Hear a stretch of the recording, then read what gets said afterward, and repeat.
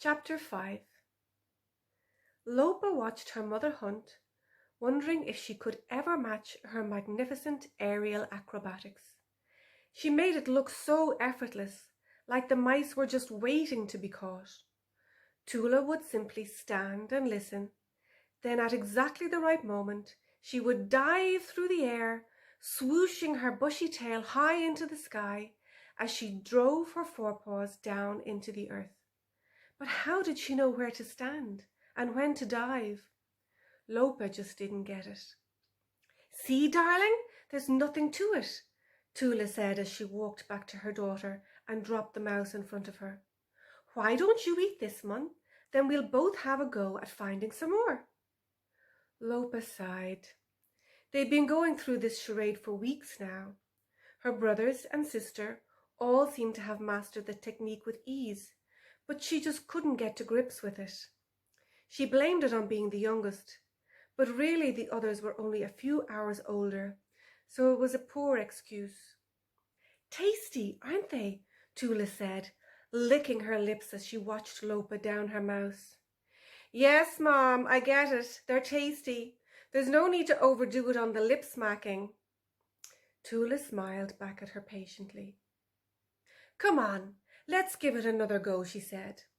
"Why don't you try over there near Giria? She seems to have found a good spot." Lopa trotted towards her older sister, who was hunting a little further out in the field. As she approached, she watched as she, too, dove gracefully through the air and surfaced seconds later with a mouse. She never seemed to miss. Tula watched her go, her patient expression turning to one of worry now her daughter was out of view. She looked back at the forest, the trees standing tall and majestic. The leaves were already starting to turn brown. Soon the air would become cold and frost would harden the earth, making hunting much more difficult. Later, thick snow would blanket these fields. Any fox who had not fine-tuned their ability to hear mouse stirring underground was likely to go hungry. It wasn't that there was a shortage of mice. For the third year in a row, mice were abundant, summer litters having grown quickly under the protection of the crops and long grasses. Now that the crops had been cut, hunting was straightforward. The mice were close to the surface and easy to hear. There really was nothing to it. "Morning, Tula!" Tula spun around to see who had called her. Silva was walking towards her with her young calf, Rubel. Behind her, the rest of the deer herd was emerging from the forest to browse. "Morning, Silva! Isn't it a lovely day? I hope we get more days like this before the weather starts to change." "Yes, I love these sunny mornings, especially this early when the air is still fresh. It's been stifling in the forest for the last few days. I think those thunderstorms the other night helped to clear it, though." "Yeah, we've actually been spending afternoons in the den recently. It's just too hot above ground. Hunting is much easier in the morning or at sunset." "How are the kids getting on with the hunting?" "The boys are all doing great. Kiri took a little longer, but she seems to have mastered it now. She hits her target nearly every time. Lopa is a bit of a worry, though. She just can't seem to grasp it." "Maybe you need to let her go hungry," Silva said with a mischievous grin. "Nothing like hunger to motivate her."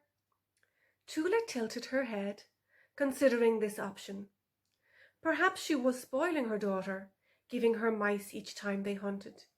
She had thought this would encourage her, that giving her a taste would make her want to catch more. She suddenly wondered if Lopa was failing on purpose, knowing her mother or siblings would share their mice if she didn't catch her own. Maybe she was just lazy. "Interesting idea," she said. "I must chat with Reno and see what he thinks. I don't want her to starve if she's truly struggling." "She won't starve," Silva said. "You mark my words. As soon as she gets a decent pang of hunger, her skills will come on in leaps and bounds. Besides, you'll be there to keep an eye on her. You can always intervene if she truly is struggling. I'm not sure I can do it. She still feels so young to me. I just can't stand to think of her going hungry. Sometimes you need some tough love, Tula. She'll thank you in the end. You'll see. Tula looked at Rubel, Silva's beautiful young calf. Her baby spots were beginning to fade, and she was getting quite tall. How easy it was to be a deer and have an endless supply of grass and heathers. Foxes had a pretty varied diet and loved fruit as much as the deer, but they needed meat in order to thrive, and that meant they needed to hunt. Lopa simply wouldn't make it if she didn't pick it up soon. Tula turned her gaze out to the field, hoping to see Lopa hunting successfully alongside her sister. Instead, she watched as Kiri presented her with a mouse, rubbing cheeks with her little sister as she handed it over. Lopa sat down to eat her mouse while Kiri went off to find another. Tula sighed. You know, I think you're right. I don't like the idea of starving her, but it just might work. We're all making it too easy for her right now. It will be hard to convince the older kids not to give her any food. I think they like spoiling her. They'll understand it's for her own good. I'm sure they want her to succeed as much as you do. For a moment, Tula was lost in thought, wondering if this plan might work and how she might convince the older kids to help her. She suddenly realized she was being rude, ignoring her friend who had come to chat. Rubel is getting so big, isn't she? You must be so proud of her. Yeah, she's a dote all right, but she's not as innocent as she looks. Silva started to tell Tula about the antics Rubel had gotten up to recently. Tula nodded along enthusiastically, lost in her own thoughts.